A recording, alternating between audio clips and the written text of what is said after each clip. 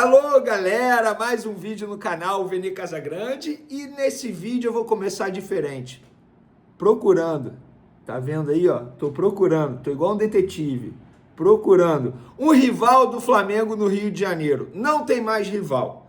O Flamengo tá muito acima dos demais clubes grandes aqui do futebol carioca.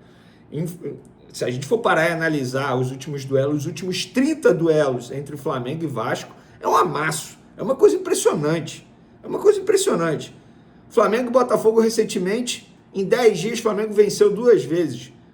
O Fluminense fez um jogo extremamente duro, empatou em 0-0, mesmo conseguindo segurar o Flamengo jogando muito mal, e o Flamengo foi quem quase fez o gol. Eu hoje, no futebol carioca, dia 16 de fevereiro, não vejo um rival do Flamengo à altura do clube rubro-negro. E quando eu falo a altura, é em relação a desempenho dentro de campo. E também elenco, obviamente. O elenco do Flamengo, além de ser muito bom, está sendo muito bem treinado pelo técnico Felipe Luiz. A gente vai falar sobre isso. A gente vai falar também que Felipe Luiz ficou sabendo da escalação do Vasco no dia anterior e armou a equipe e a estratégia deu certinha na visão do treinador. Vamos falar também sobre Gerson, porque a postura do pai, empresário do jogador, o seu Marcão, fez o Flamengo emitir um comunicado oficial. Nesse domingo a gente vai trazer esse comunicado aqui para vocês. Tem a atualização do Lohan, que foi vendido pelo Flamengo ao CSKA. Tem também Michael, muita gente me questionando aí sobre Michael. E a prioridade máxima no Flamengo, qual é nesse momento? Vou trazer para vocês. É sobre renovação de contrato, envolve um jogador titular absoluto do time do técnico Felipe Luiz. Isso tudo e muito mais no vídeo de agora. Sigo procurando um rival do Flamengo no futebol carioca. Então não deixe de se inscrever, ativa a notificação, compartilhe o vídeo com os amigos, com as amigas e vamos ajudar o canal Vene Casagrande a crescer cada vez mais. Conto com a sua colaboração, qualquer ajuda será super bem-vinda, beleza? Vamos para as informações? Vou começar com essa de bastidor aí. Vamos lá. Nós aqui do canal Vene Casagrande trouxemos a escalação do Vasco no dia anterior. E hoje, nesse domingo de folga do elenco, uma pessoa do Flamengo me procurou e falou assim: poxa, Vene, você é um cara que muitas vezes já entregou a escalação do Flamengo, óbvio, a gente entende que é seu trabalho, mas você já entregou muitas vezes a escalação do Flamengo horas antes, dia anterior do jogo, inclusive, e hoje aconteceu o contrário. A gente pode dizer para você que o Felipe Luiz, ele se baseou na sua escalação, que você publicou aí no dia anterior, mostrando que o Paulo Henrique não seria titular, mostrando que o Jair estava fora, mostrando que o Lucas Freitas seria o titular, não o Maurício Lemos. Então o Felipe Luiz ele se baseou na sua escalação para armar a estratégia do Flamengo e a estratégia deu certo.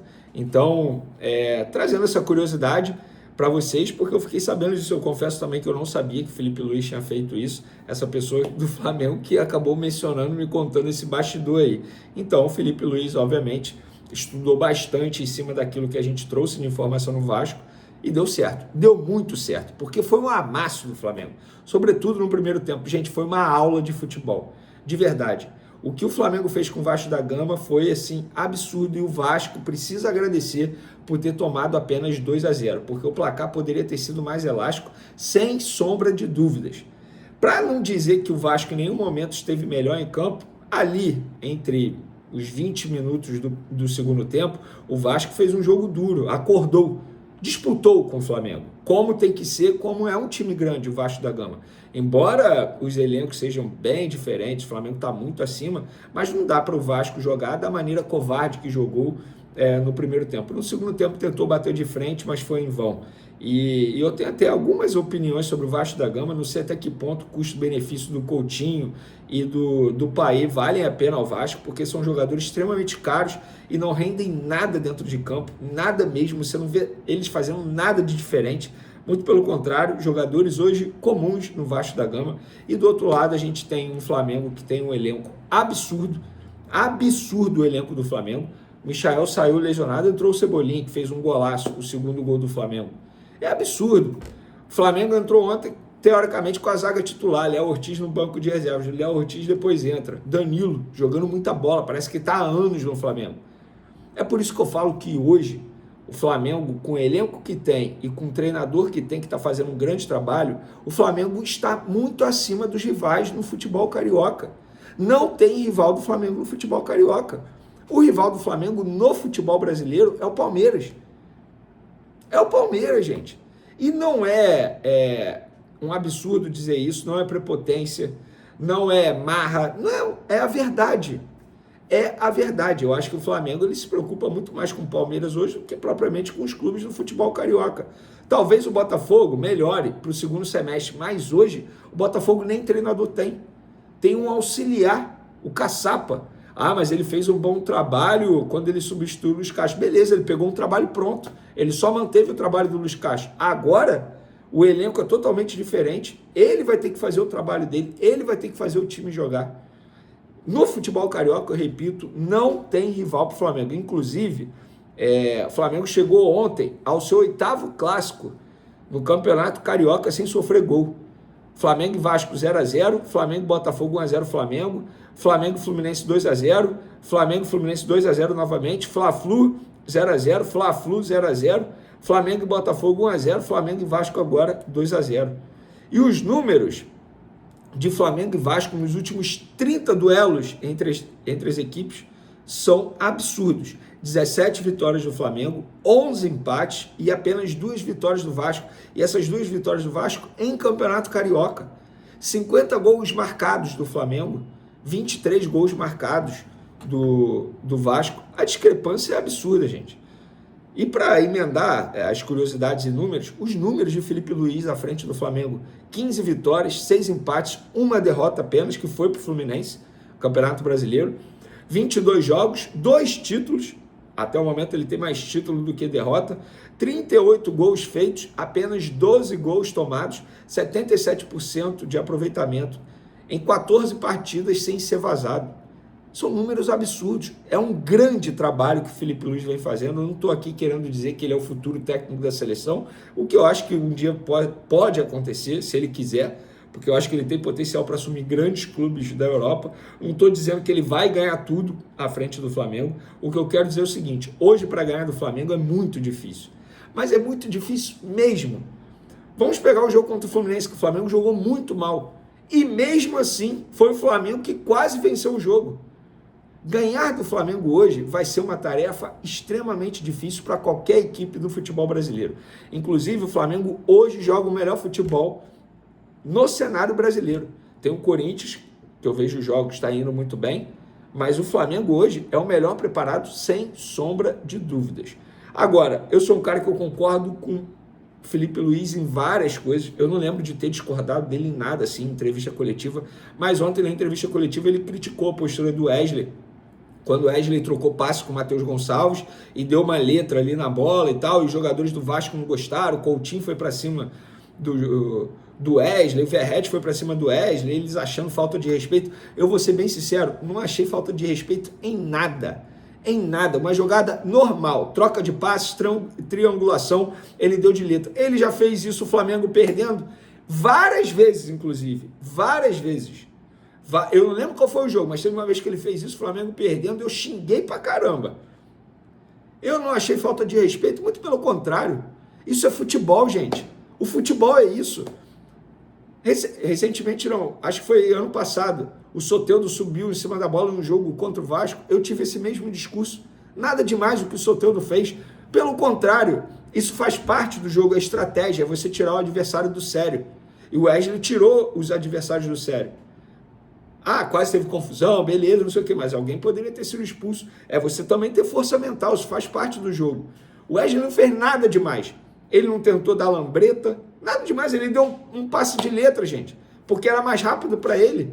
Não foi nem em tom de deboche, na minha visão. Se fosse o Neymar, tava todo mundo, ó, batendo palma. Isso é futebol arte. Ah, a gente tem que resgatar. Antigamente era assim. Aí é o Wesley e todo mundo vai criticar. Nessa eu discordo do técnico Felipe Luiz. Ele criticou a postura do Wesley, mas eu acho que o Wesley não fez nada demais. Nada demais. Nada. Nessa eu tô com o Wesley aí. Wesley, você não fez nada. Por mim pode fazer de novo em outros jogos, óbvio. desde que seja para frente. Quando eu digo trocar passes, jamais em tom de deboche, querendo ironizar o adversário, porque eu não acho que o Wesley quis fazer isso, de verdade. Sobre o Lohan, galera, o Lohan foi autorizado pelo Flamengo para viajar. O meio atacante vai finalizar a bateria de exames pelo CSKA lá na Turquia, país que o clube russo está fazendo a pré-temporada de inverno, e ele está, repito, sendo vendido por 8 milhões de euros, por 80%, valor pago em 2 parcelas, uma à vista e a outra no meio de 2025. Michael, ainda não tem como a gente dizer aqui se o Michael tem lesão grave, tem lesão leve, até porque ele só vai fazer os exames amanhã, segunda-feira, dia 17 de fevereiro, hoje é folga para o elenco, mas a maneira como ele saiu, óbvio que preocupa muito. E lembrando que é um jogador que teve uma grave lesão muscular na temporada passada, assim que retornou ao Flamengo. E, se eu não me engano, foi até na mesma parte dessa coxa esquerda, na parte posterior da coxa esquerda. Fica aqui a nossa torcida para que não seja nada grave e que o Robozinho, nem acho que ele fez uma grande partida ontem não, tá? Pelo contrário, eu acho que ele não estava bem não, até demorou para ser substituído, só foi substituído depois que teve a lesão. Mas quando ele saiu, o Cebolinha entrou e fez um golaço. Esse é o elenco do Flamengo. Sai um cara muito bom, que é o Michael, e entra outro que é muito bom também, que é o Everton Cebolinha. Vamos falar agora do Gerson, galera, porque o Flamengo emitiu um comunicado oficial, mas vamos contextualizar. Lembrando que os parceiros, os amigos Júlio Miguel Neto e Paparazzo Rubro-Negro, nos últimos dias estavam dizendo que tinha proposta do Zenit. Hoje, o GE publicou que o Flamengo recebeu uma proposta do Zenit de 18 milhões de euros, bem longe dos valores de 35 milhões de euros que haviam mencionado. Independentemente do valor, eu acho que o Flamengo não tem que vender nem por 18 milhões de euros, nem por 35 milhões de euros. 18 milhões de euros hoje dá, sei lá, 105 milhões de reais. Micharia, né? Pelo amor de Deus, é óbvio que o Flamengo nem ia vender o Gerson por esse valor, caso chegasse essa proposta. No Flamengo, o que me relata é o seguinte: Veneiro, essa proposta, quem fala que tem, são os representantes do atleta. O papel timbrado ainda não chegou aqui à nossa mesa. Beleza, fiquei na minha, e aí... cerca de 1 hora depois, o Flamengo emitiu um comunicado oficial. O Clube de Regatas do Flamengo reitera que nenhum jogador considerado imprescindível para o clube será negociado nessa janela, conforme já destacado pelo diretor José Boto. O Flamengo recebe sondagens por seus atletas constantemente, mas esta decisão permanecerá inalterada.